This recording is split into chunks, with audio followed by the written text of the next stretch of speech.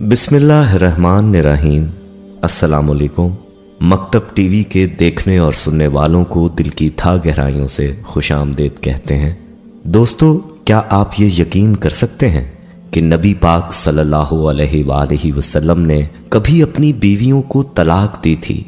ऐसा क्या मामला था और इस बारे में कुरान पाक में क्या जिक्र आया था? इसी बारे में आज की वीडियो में हम आपको मुकम्मल तफसील बताएंगे। इस तफसील में ऐसी बातें हैं जो कि आपने शायद ही आज से पहले कभी सुनी हो।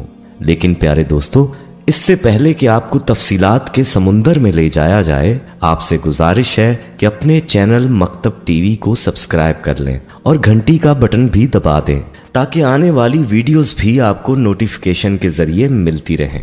जज़ाकल्लाह। दोस्तों, बढ़ते हैं आज के मौजू की जानिब। ये तफसीलात हम आपको एक वाक़या की सूरत में बताएंगे जिसको इब्ने इबास रज़ियल्लाहु ताला अन्हु ने यूं बयान किया है कि मैं हमेशा इस बात का आरज़ूमंद रहता था कि उमर रज़ियल्लाहु ताला अन्हु से नबी करीम सल्लल्लाहु अलैहि वसल्लम की उन दो बीवियों के नाम पूछूं जिनके बारे में अल्लाह ताला ने सूरतुल तहरीम में फरमाया है, अगर तुम दोनों अल्लाह के सामने तौबा करो तो बेहतर है कि तुम्हारे दिल कुछ हट गए हैं। फिर मैं उनके साथ हज को गया। उमर रज़ियल्लाहु ताला अन्हु रास्ते से कज़ाए हाजत के लिए हटे तो मैं भी उनके साथ पानी का एक छागल लेकर गया। फिर वो कज़ाए हाजत के लिए चले गए और जब वापस आए तो मैंने उनके दोनों हाथों पर छागल से पानी डाला और उन्हें वुज़ू किया।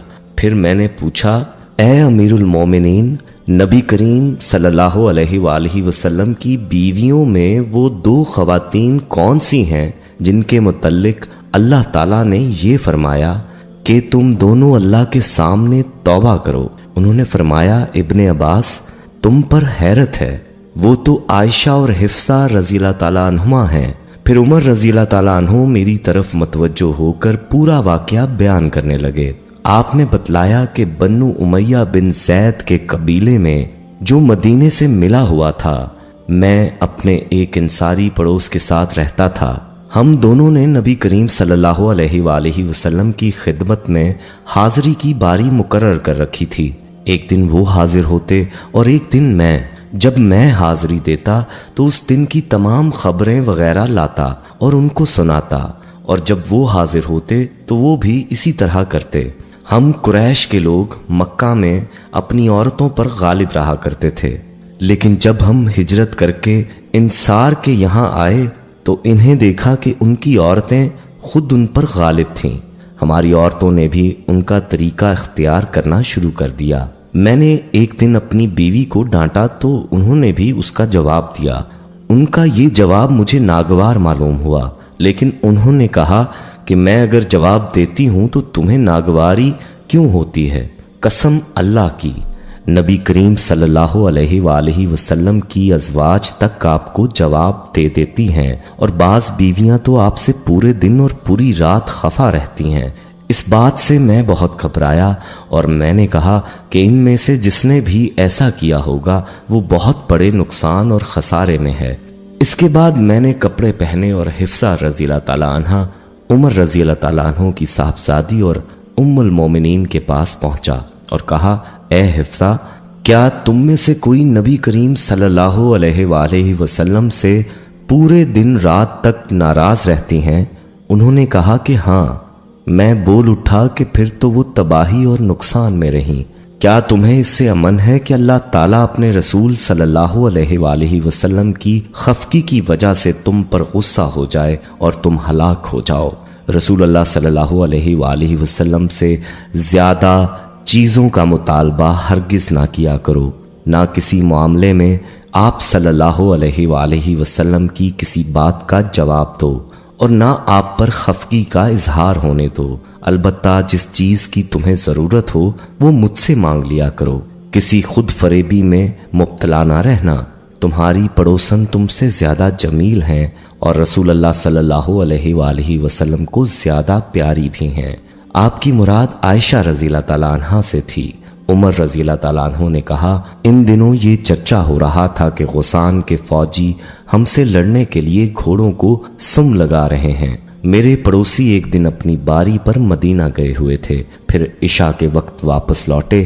آ کر میرا دروازہ انہوں نے بڑی زور سے کھٹکھٹایا اور کہا کہ آپ سو گئے ہیں۔ میں بہت گھبرایا ہوا باہر آیا۔ انہوں نے کہا کہ ایک بہت بڑا حادثہ پیش آ گیا ہے۔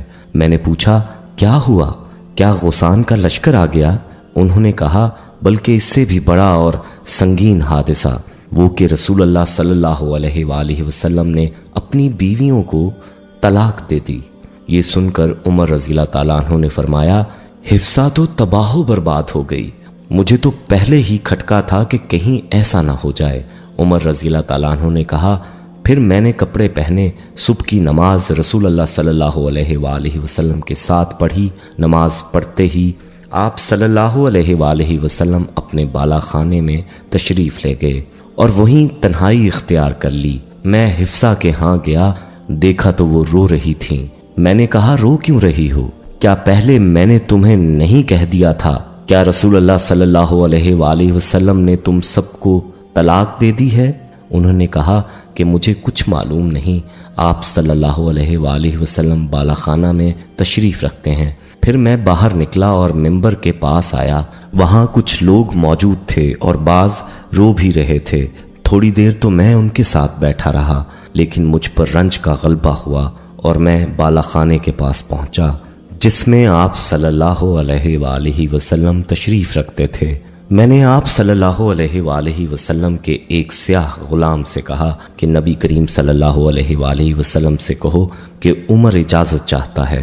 وہ غلام اندر گیا اور آپ صلی اللہ علیہ وآلہ وسلم سے گفتگو کر کے واپس آیا اور کہا کہ میں نے آپ کی بات پہنچا دی تھی، لیکن آپ صلی اللہ علیہ وآلہ وسلم خاموش ہو گئے۔ چنانچہ میں واپس آ کر انہی لوگوں کے ساتھ بیٹھ گیا جو منبر کے پاس موجود تھے۔ پھر مجھ پر رنج غالب آیا اور میں دوبارہ آیا، لیکن اس دفعہ بھی وہی ہوا۔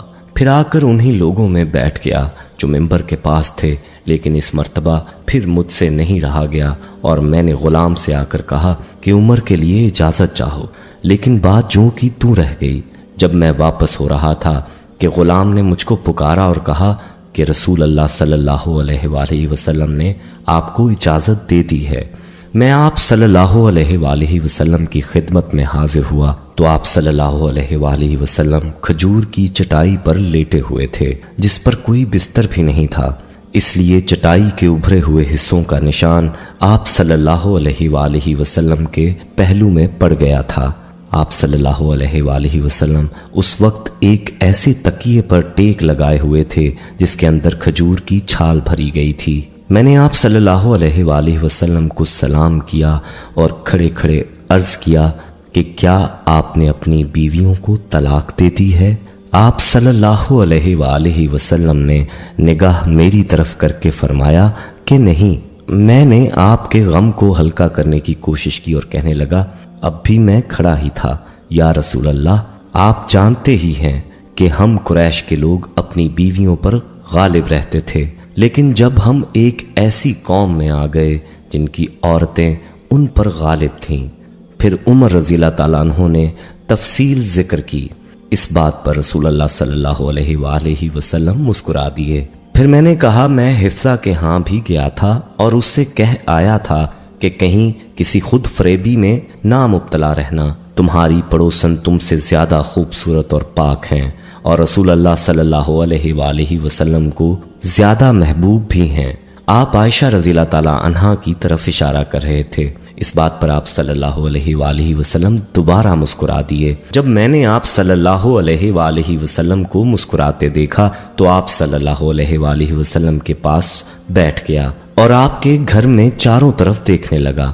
باخدا سوائے 3 کھالوں کے اور کوئی چیز وہاں نظر نہ آئی۔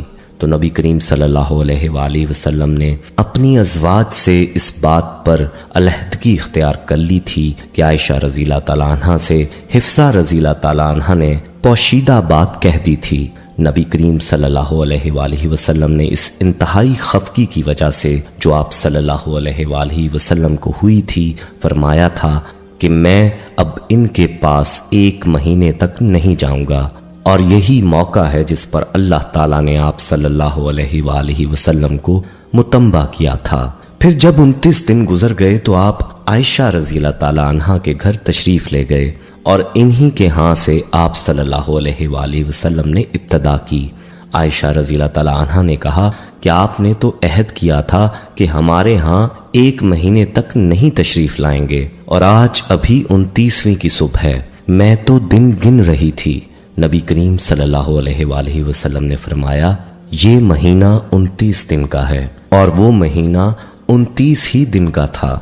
دوستو، ویڈیو پسند آئی ہو تو اسے لائک کریں، کمنٹ میں اپنی رائے دیں، فیس بک، واٹس ایپ اور دیگر سوشل میڈیا ایپس پر اس ویڈیو کو صدقہ جاریہ کی نیت سے شیئر کریں۔ احباب، ہمارے ہاں خصوصی دعا کا اہتمام بھی کیا جاتا ہے۔ اس دعا میں شامل ہونے کے لیے اپنا نام کمنٹ سیکشن میں ضرور لکھیں، ہمیں آپ کے کمنٹ کا انتظار رہے گا۔ اللہ حافظ۔